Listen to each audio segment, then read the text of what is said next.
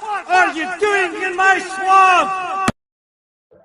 Hello everybody, this is Ogre Boy, and I'm going to be doing my ranking for all 11 movies that Reese Witherspoon starred in the 1990s. She starred in 11 movies in the 90s, and I'm leaving off one that's called Twilight. It's not the Twilight with the vampires, but I'm leaving it off because she's just a very, very minor role at the beginning of the movie and everything, so I'm leaving that one off. This is just her supporting and starring roles and everything, and one of them that's on here, number 11, she's barely in. I almost didn't include it, but I decided to go ahead since I reviewed it and everything. But I'm going to go ahead and get going on this. So coming in at number 11 is Jack the Bear. Now, I actually think this is a really good movie and everything. I actually think it's better than some of the movies above it, but the reason it's number 11 is because Reese Witherspoon herself is barely in this movie. She's just a really small supporting role as the main character's friend, maybe love interest. I can't remember if they dated in the movie or not, to be honest with you, because it's been a minute since I watched it. But it's a pretty good story about this single father raising these two boys, and one of the boys has this suspicion of the neighbor and gets in trouble with him and everything. But it's a really good story and really good movie about this family trying to recoup after losing the mother and everything, and it's just a really good heartfelt story and everything. So Jack the Bear is number 11, and number 10 is Pleasantville. I've always kind of had a mixed relationship with this movie. Sometimes when I watch it, I really, really enjoy it and get why people love it so much, and then other times I'm like, this movie is just okay and it's a little bit overrated. It's one that I just have a lot of mixed feelings on and everything. Like it's very well made, very well acted. It's got a really good cast: Tobey Maguire, Jeff Daniels, Reese Witherspoon, Joan Allen, William H. Macy, just to name a few, and everything.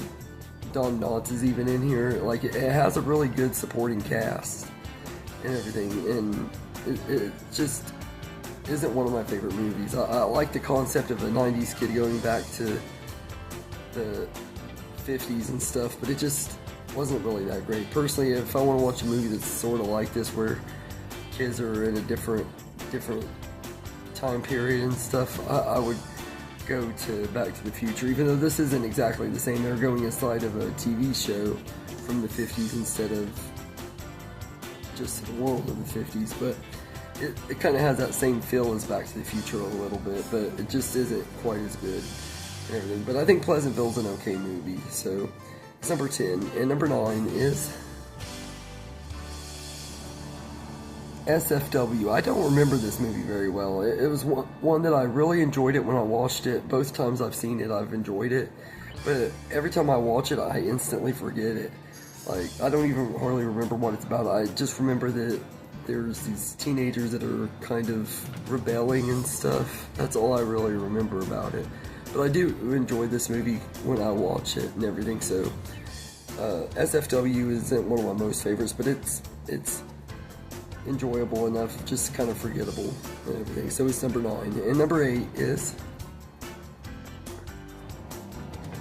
Best Laid Plans. This is a pretty crazy movie where Reese Witherspoon and this guy make these crazy plans to screw over his friend and everything, and kind of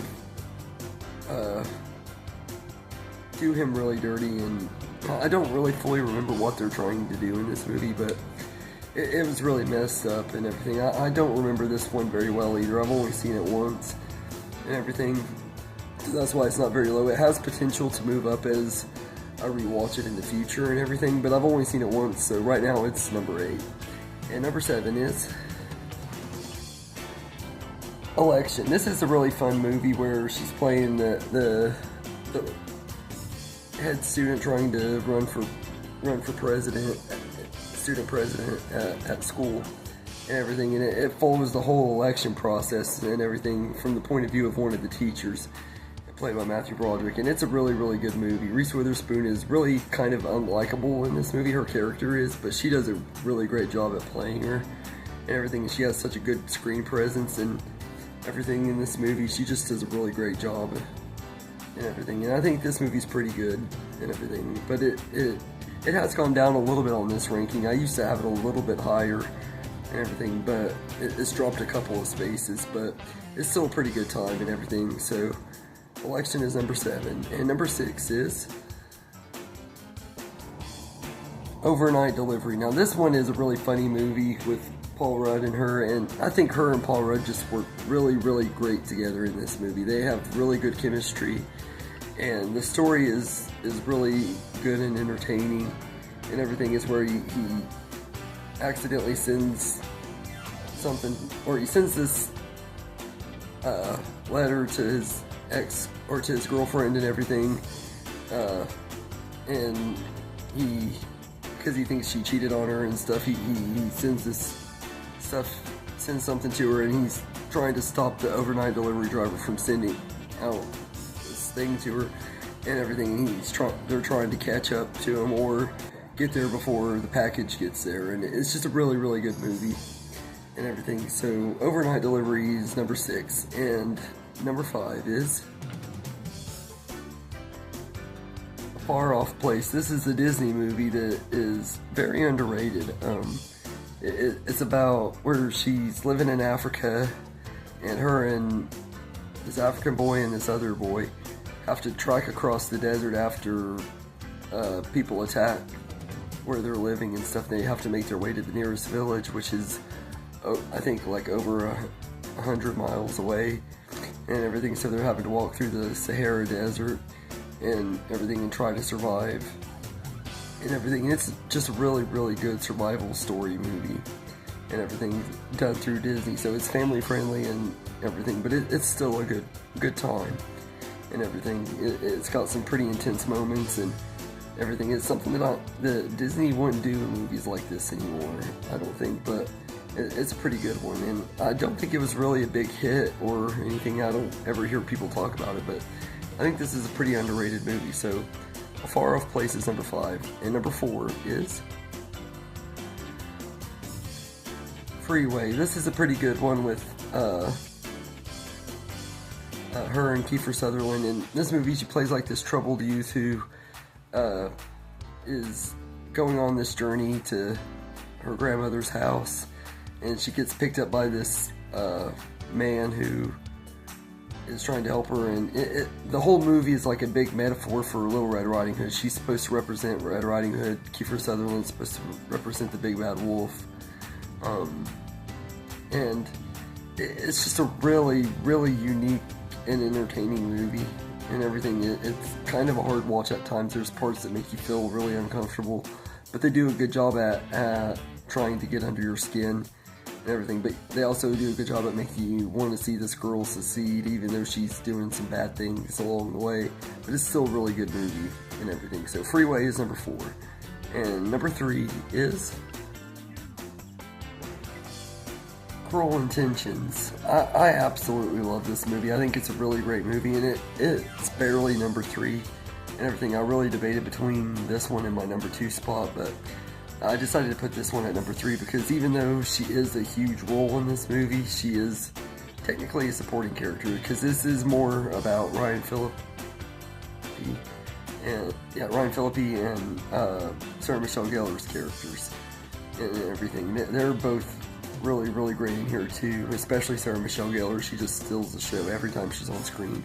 But it's also got a good supporting cast that also includes Selma Blair as well, and she's really great too. Everybody does a good job in this movie and everything. I think it's a really, really entertaining movie. The way that these characters are trying to screw over these people, they're all despicable characters for the most part. Reese Witherspoon's character is actually one of the few that's actually a likable, genuinely good person for the most part and everything. And this just is a pretty good movie. It's got a wild ending and stuff, but I enjoy this one. So Cruel Intentions is number 3, and number 2 is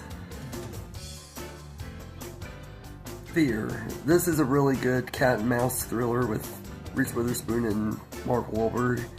And in this movie, they date for a while, and then after she breaks up with him, he starts becoming crazy, and he wants to go after her and her family and stuff. And the last half of the movie is her trying to survive him stalking her and stuff. And it's just a really good stalking movie and everything. They made a lot of movies like this in the 90s and stuff about like single white female and stuff like that. And this is just a really good one too. Another really good cat and mouse thriller movie and everything. And I think this movie's pretty underrated as well and everything. But it's easily number 2. And coming in at number 1 for my favorite movie of Reese Witherspoon's from the 1990s is Man in the Moon. This is her first movie and everything, and it's a small town southern drama movie where she lives on this farm and stuff, and or in this little town or whatever, out in the boonies and stuff, and she becomes friends with this boy who lives across the way and everything, and it kind of follows their friendship and her first love with him. And her sister also happens to fall in love with the boy, and there's like a little love triangle there. But it's just a really good story that pulls out your heartstrings. It has some really great performances, and Reese Witherspoon gives one of her best performances. I don't know if I'd say it's her very best performance, but it's one of them for sure. And everything, and this was just her first movie, but I really like this one quite a bit. So The Man in the Moon is number 1 for sure out of my favorite movies of hers from the 90s. So anyway, let me know in the comments what your favorite movies of Reese Witherspoon from the 90s are. If you want to do a ranking, tell me your full ranking, and I hope you enjoyed this video, and have a good day, everybody.